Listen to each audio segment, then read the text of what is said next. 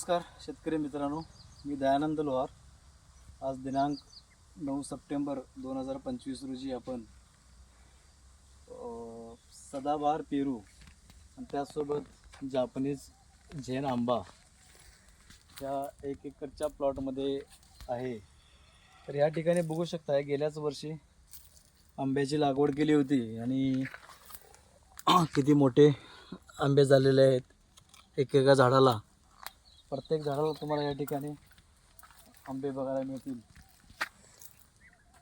हा आंबा पहिल्याच वर्षी आपण हार्वेस्ट करू शकतो. दुसऱ्या वर्षापासून या आंब्याचं वैशिष्ट्य म्हणजे 2 ते 3 वेळा आपण याची तोडणी करू शकतो. 100 ग्रॅमपासून ते 300-350 ग्रॅमपर्यंत आपण त्याची साईज बनवू शकतो. त्याचप्रमाणे 12 बाय 3 फुटावरती आपण लागवड करू शकतो. 2 झाडामधील अंतर आपण बघू शकतो. 3 फूट 2 झाडामधील अंतर आहे आणि त्याचं लाईफ जवळपास 35 ते 40 वर्ष या आंब्याचं लाईफ आहे. आयडेन्सिटीमध्ये आपण हे केलेलं आहे आणि बोन्साय टेक्नॉलॉजीचा वापर करून आपण आंबा ही लागवड केलेली आहे. त्याच्याच बाजूला तुम्ही बघू शकता की 1 वर्षाचा सदाबहार पेरू, एकाच वेळी दोन्ही प्लॉट लागवड केले होते. तर आजच्या तारखेला एकेका प्लॉटवरती तुम्ही फॉर्म आणि पिशवी बघू शकताय.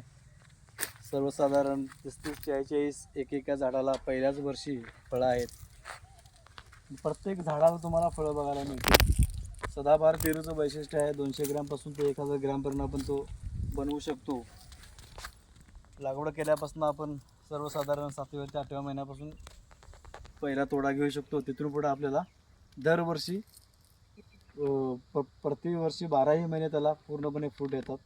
तर या ठिकाणी खाली बुडाला पण तुम्ही फळं बघू शकताय. त्याच पद्धतीनं वरती पण तुम्ही फळं बघू शकताय. परत या ठिकाणी नवीन तुम्हाला फळं दिसतील.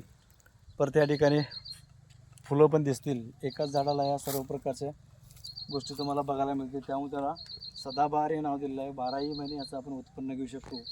एकरी सर्वसाधारण आपण 3730 झाडं लागवड करू शकतो.